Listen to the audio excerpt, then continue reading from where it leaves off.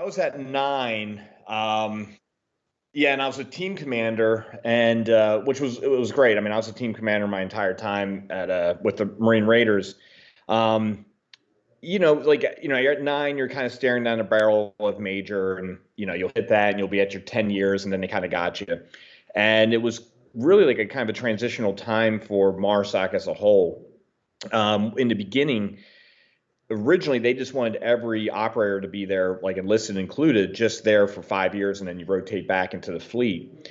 And that was just not going to work. I mean, there was a big thing was like, well, you guys can go back and you can teach the other guys what you're learning over here. And there's like, well, there's certain directives you fall under when you're in SOCOM that you can't do in conventional forces. So no, you can't take things that you learned and have a lance corporal running around doing that stuff. So the first big win was to get the enlisted their an MOS and just close loop them and keep them in, which happened pretty quick. And then there was a talk about the officers, and they were like, hey, 5 years and you go back. And, and I think you're there for like 2 years. Like for me, like, I was an infantry officer, then I became a reconnaissance officer, then a special operations officer. Yeah, I mean, worst case scenario, I'd probably go back to the infantry and be a company commander and kind of do all that stuff, which is fine. Like clearly I didn't lose anything being over at MARSOC, but you start thinking of guys who were like in artillery or other things where you got to kind of stay current on what's going on, and you're going to take these guys and throw them right back there at that rank, expecting that they have all these other qualifications that they don't, so they have to get requalified. And it was just kind of like a mess. And thank God for General Amos, who was the commandant at the time. I know him and Admiral McCraven, who was in charge of Special Operations Command. Some of you guys, if you don't know him, one, he was a three-star commander for JSOC when they did the Bin Laden raid, and then also he gave that like epic commencement speech at University of Texas about making your bed and stuff that went viral, and just really, really, really good flag officer. And I remember he came over to talk to us at First Raider Battalion, and a good friend of mine, Bryan Buckley, who got out as a master sergeant. He was Navy Cross recipient, probably, I think he was like the most decorated Marine Raider by the time he got out.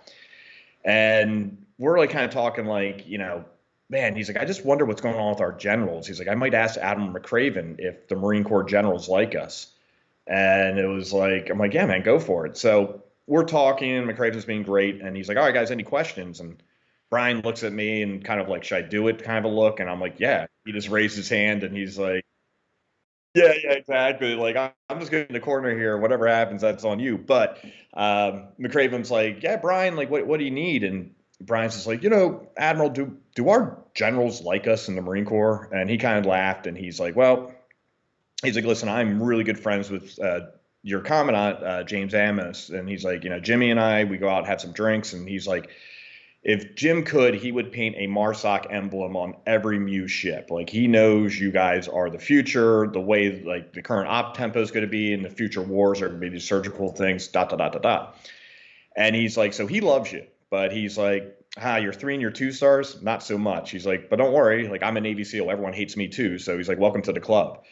And it was kind of like refreshing, where you're like, man, this guy's being very truthful. And he went into saying, like, we were still MARSOC and we were in the Marine Special Operations battalions and we didn't really have a name yet. And he was saying, he's like, you guys need to be recognized. Like, there needs to be something, you're talking about a SEAL or a Green Beret, then a MARSOC. Like, what is that? And he's like, and you guys need a warfare pin. And these are all things I really want to see happening. But, the Marine Corps is kind of dragging their feet on and don't really want to do it. I think they're going to make this like weird like ribbon, and I don't know if it's got like a skull or something on it. It was something crazy. And if you were part of a MARSOC unit, doesn't matter what you were doing, you would rate this ribbon. And so we had all the operators and candlestick makers will all have the same thing, and we all kind of like pushed back on it. And one guy just raised his hand. He's like, yeah, we already got the differentiator. It's called a Purple Heart. And probably like it was like 80% of that battalion, I think, had a Purple Heart. Like it was just, there was like guys made jokes like, is that a prereq to get in here? You got to get shot or something. But, so that thing kind of fell apart. But General Amos is getting ready to retire. And from what I understand, he was on a video teleconference with Admiral McCraven. And they were talking about, potential MARSOC type mission in this one region of the world. And there are already people doing this thing. So it was kind of like, why are we trying to muscle our way into that when they already have a unit doing this thing and doing it well? So it got turned down. And next thing General Amos is saying, like, when will one of my Marines become a theater special operations commander, which is a 2-star billet? And McCraven's like, never. And he goes, what do you mean never? And he's like, well, you send your officers away for 2 years and they're missing some of those key billets that they would need in order to be a TSOC commander. And he goes, oh, really? He's like, well, all right, I'm just going to close loop the officers. Now, a lot of us, like, I think a dozen of us already kind of left at this point. And McCraven kind of put his hands in the air. He's like, man, I've only been asking you this for the past couple of years. He goes, I know. And then he goes, and you know what, too? We're going to redesignate the Marine Raiders. And what I heard McCraven started laughing, and he's like, man, you really are retiring. He goes, oh, yeah. And he's like, I'm going to leave this one behind me and just walk out the door and let them deal with it. And that's when everything kind of happened, when they redesignated us Raiders. They got a warfare pin and started close looping the officers. Your first sergeant will just be, a guy who's serving in the Marine Corps. And really, then you have you have a sergeant major, kind of same thing. Every now and then you might get like a sergeant major who was in recon, or maybe now like MARSOC. But traditionally, a lot of the guys on the enlisted side, they usually go the, master sergeant, master gunnery sergeant route, which they will stay in at that time. And for people at home, really those are like your tactical advisors, where your first sergeant and sergeant majors are more of your administrative advisors. So it was kind of like interesting, with that, because usually, you have your command sergeant majors or your command master chief or whatever it is with the SEALs and the Green Berets. And they were like, kind of like, oh, you bring your sergeant major up here. Well, the sergeant major isn't really the tactical guru and stuff. So it's like, no, our master gunnery sergeant needs to go there. And they're like, man, what the hell are you guys doing as Marines? Like, what is this? But go back to your last point, with the whole Raider name, my aunt, her father was a Marine Raider in World War II.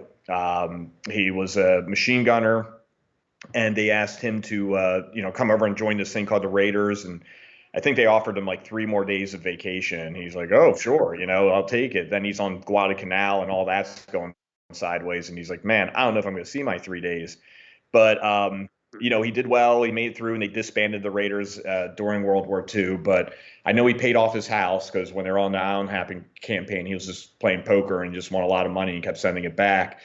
But, talking with my aunt, or when we would have events and we'd bring out some of the remaining World War II Raiders, the Marine Corps is all about its history. And, that's what I think separates us from the other branches, is we're fanatical about our history. And it just always seemed like the Raiders were kind of like that, like, bastard child that no one wanted to speak of. Even if you went to the Marine Corps Museum, and this has been a long time since I've been in there, they kind of had like a little section just like real quick of the Marine Raiders. Like, it wasn't anything big. And, all these guys, they know they got less years to live than they do, be on this earth and all that stuff. And they're like, I just wish like our legacy would continue. And they wanted it, we wanted it, but Big Marine Corps was kind of just, stomping their feet about it. But when it did happen, it was really incredible, because we brought some of the Raiders out there from World War II, and they got to see their flag raised back up. And you just saw kind of the peace that they had, like, okay, like, this is going to continue long after me, which, is important.